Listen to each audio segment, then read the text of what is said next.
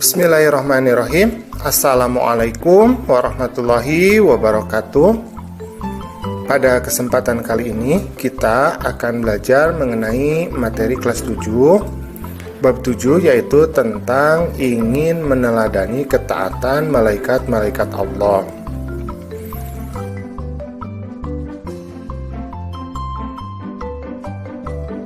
Adapun submateri yang akan kita bahas adalah tentang siapakah malaikat itu. Coba diperhatikan di sini ya.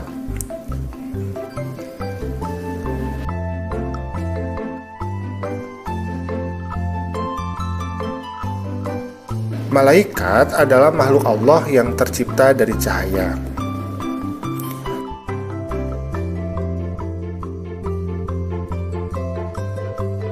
Perbedaan yang nyata antara manusia dan malaikat adalah dari ketaatannya kepada Allah.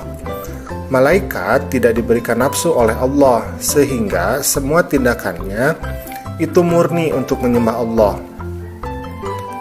Sama halnya dengan manusia, malaikat itu juga termasuk kepada makhluk Allah. Maka Maha Suci Allah yang telah menciptakan makhluk dengan berbagai macam bentuk dan keadaan. Tetapi meskipun kita tidak pernah berjumpa dengan malaikat, kita harus percaya akan keberadaan malaikat.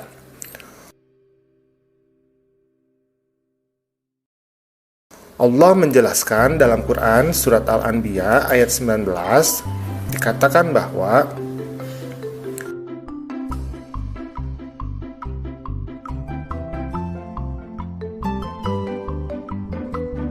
A'udzubillahi minasyaitonirrajim. Walahu man fis samawati wal ard wa man 'indahu la yastakbiruna an ibadatihi wa la yastahsirun. Al-ayah, dan miliknya siapa yang di langit dan di bumi, dan malaikat-malaikat yang di sisinya, tidak mempunyai rasa angkuh untuk menyembahnya dan tidak pula merasa letih. Quran Surat Al-Anbiya ayat ke-19.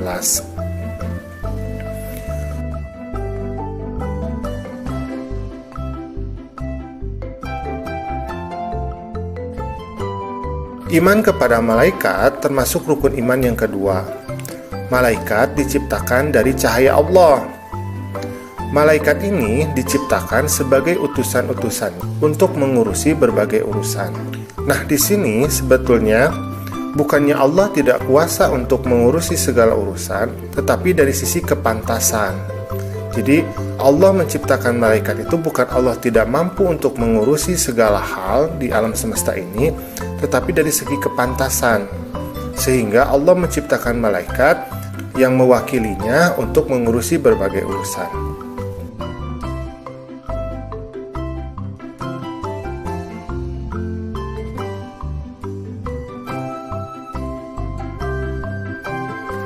Nah, sekarang kita akan berbicara mengenai sifat-sifat malaikat.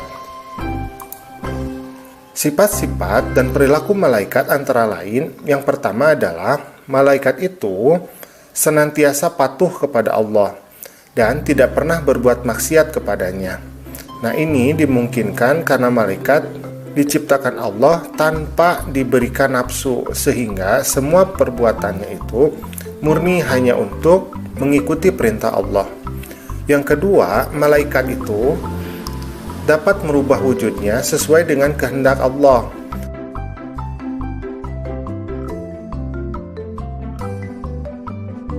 Kadang-kadang malaikat Jibril itu mendatangi Nabi Muhammad dalam berbagai bentuk. Bisa dalam bentuk aslinya, seperti ketika Nabi Muhammad menerima wahyu, atau bisa juga dalam bentuk yang lain, misalkan menyamar sebagai seorang manusia ya. Kemudian yang ketiga, malaikat ini tidak makan dan tidak minum. Jadi malaikat diciptakan Allah dengan memiliki kemampuan yang berbeda dengan manusia, di mana malaikat itu tidak memerlukan asupan makanan dan minuman seperti layaknya manusia. Yang keempat, malaikat ini tidak memiliki jenis kelamin. Jadi tidak seperti manusia yang ada laki-laki dan perempuan, malaikat tidak memiliki jenis kelamin, sehingga malaikat tidak menikah seperti halnya manusia.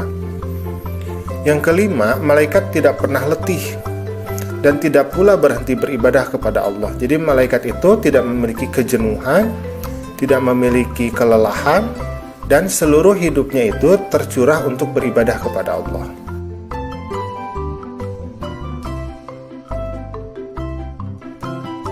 Nah, setelah kita mengetahui sifat-sifat dari malaikat, kita akan mengkaji beberapa perbedaan antara malaikat, jin, dan manusia. Nah, coba diperhatikan tabel ini. Yang pertama, kita akan melihat tentang malaikat dulu. Malaikat itu diciptakan dari nur atau cahaya, sedangkan jin itu diciptakan dari api. Nah, manusia ini diciptakan dari tanah. Kemudian, malaikat itu termasuk makhluk gaib.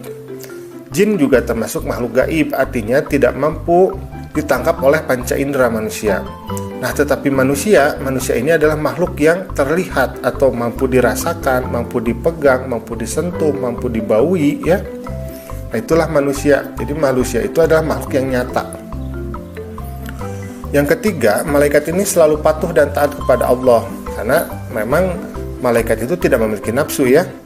Nah, sedangkan jin ini dengan manusia itu sama persis kalau dari kepatuhan, karena jin dan manusia itu diberikan oleh Allah yaitu nafsu, sehingga dia memiliki kekuatan untuk mengikuti atau menolak perintah Allah.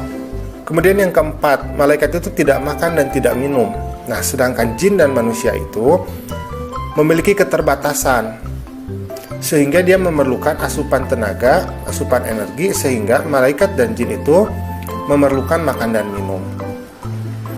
Yang kelima, malaikat itu pikirannya jernih dan lurus, logis, ya, karena malaikat itu memiliki akal. Nah, jin dan manusia itu pikirannya dapat jernih dan lurus, tetapi pikirannya pun dapat berubah-ubah, karena manusia dan jin ini memiliki nafsu yang mampu merubah dari sifat akal. Yang keenam, malaikat itu tidak memiliki nafsu. Nah, sedangkan jin dan manusia ini memiliki nafsu, sehingga dia mampu berkehendak di luar perintah Allah. Jadi manusia dan jin mungkin ada yang baik dan mungkin juga ada yang tidak baik, gitu ya. Ada yang soleh dan mungkin juga ada yang salah, ya, seperti itu. Nah, coba diperhatikan gambar ini. Nah,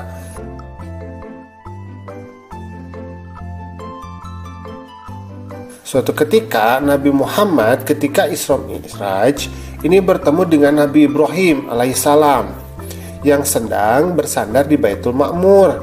Di sana terdapat 70.000 malaikat. Nah, ini adalah sebuah hadis, ya. Dengan adanya 70.000 malaikat pada hadis ini mengindikasikan bahwa jumlah malaikat itu sesungguhnya sangat banyak sekali. Tetapi yang wajib kita ketahui ini hanya 10 saja. Ya. Yang pertama adalah malaikat Jibril. Jadi malaikat Jibril ini adalah malaikat yang memiliki tugas untuk menyampaikan wahyu kepada nabi-nabi Allah. Apakah itu kepada Nabi Muhammad, kepada Nabi Isa, kepada Nabi Musa, dan sebagainya. Itu merupakan tugas dari malaikat Jibril. Yang kedua adalah malaikat Mikail. Nah, malaikat Mikail ini memiliki tugas untuk menyampaikan rezeki kepada seluruh makhluk di dunia ini, termasuk kepada manusia, kepada hewan, kepada tumbuhan, dan sebagainya. Kemudian ada malaikat Israfil. Nah, malaikat Israfil ini yang memiliki tugas untuk meniup trompet sangkakala dikala hari kiamat telah tiba.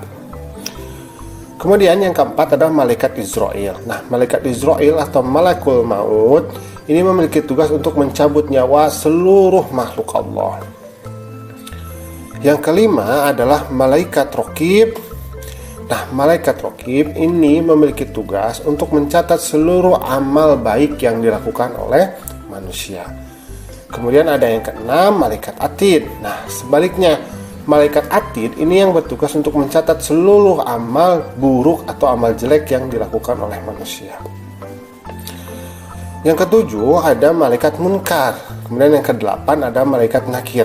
Nah, malaikat Munkar dan Nakir ini memiliki tugas sebagai malaikat yang bertugas menjaga serta menanya di alam kubur ketika manusia telah meninggal. Kemudian yang ke-9 ada malaikat Malik. Nah, malaikat Malik adalah yang bertugas untuk menjaga pintu neraka. Yang ke-10 adalah malaikat Ridwan. Nah, malaikat Ridwan yang memiliki tugas untuk menjaga pintu surga. Nah, ada beberapa hikmah dari beriman kepada malaikat.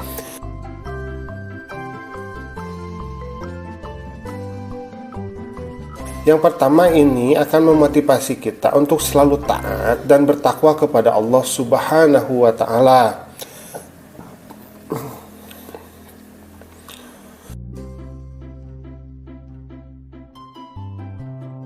Yang kedua adalah malaikat ini mengawasi semua perkataan dan perbuatan kita. Jadi ini lebih membuat kita menjadi lebih waspada, ya. Yang ketiga adalah memberi rasa optimis untuk selalu berusaha dalam kehidupan.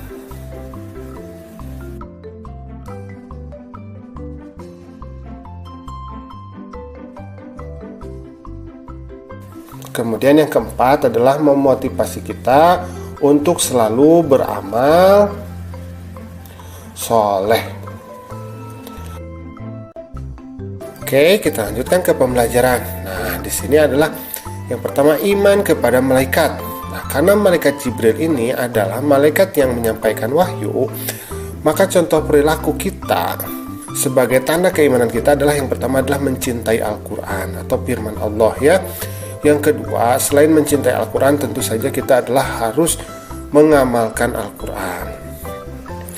Kemudian iman kepada malaikat Mikail sebagai malaikat yang membagikan rezeki. Maka contoh perilakunya adalah kita harus mencari rezeki yang halal. Jadi manusia itu harus selalu berusaha dan bekerja, ya.